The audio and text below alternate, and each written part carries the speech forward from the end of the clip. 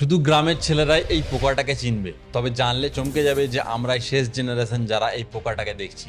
ছোটবেলায় আমরা গ্রামের পথে, বাগানে বা পুকুরের ধারে জোনাকির ঝিকিমিকি আলো দেখেছি। এই জোনাকি প্রকৃতির এক অপূর্ব সৃষ্টি। তবে দুঃখের বিষয় হলো, যে জোনাকি আমরা হাতে নিয়ে খেলা করেছি সেগুলো হয়তো আমাদের বাচ্চারা আর দেখতে পাবে না, কারণ এরা এখন লুপ্তপ্রায়। জোনাকির আলো হলো বায়োলুমিনেন্স, এক ধরনের কেমিক্যাল রিয়াকশন। জোনাকির পেটে এই আলো জ্বালানোর জন্য একটা বিশেষ অঙ্গ থাকে, যেখানে লুসিফেরার নামক একটা কেমিক্যাল অক্সিজেন, ম্যাগনেসিয়াম এবং লুসিফের নামক এক ধরনের এনজাইমের সঙ্গে বিক্রিয়া করে। এই বিক্রিয়ায় তৈরি হয় একটা এমন আলো যার তাপমাত্রা একদমই নেই।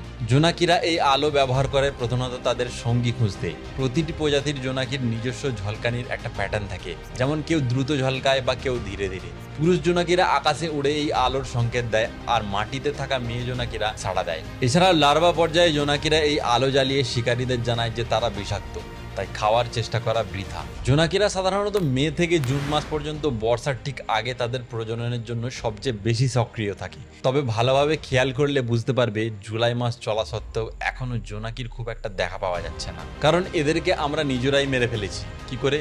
আমাদের শহরের উজ্জ্বল আলো থেকে লাইট পলিউশন হচ্ছে, যেটা জোনাকির প্রজনন ব্যবস্থাকে ধ্বংস করছে। কৃত্রিম আলো তাদের সংকেতকে ঢেকে দেয়, ফলে তারা সঙ্গী খুঁজে পায় না।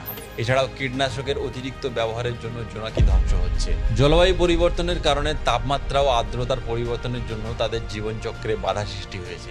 এভাবেই আমাদের উন্নয়নের চকচকে আলো জোনাকির মতো প্রাকৃতিক সোনাকে ম্লান করে দিচ্ছে। আমাদের ভাবতে হবে, আজ জোনাকির পালা, কাল প্রজাপতির, আর তারপর শুরু হবে মানুষের। ভিডিওটা শেয়ার করে এই বার্তা ছড়িয়ে দিন, আর এরকমই আরো ইনফরমেটিভ ভিডিওর জন্য stay tuned with the Bong data.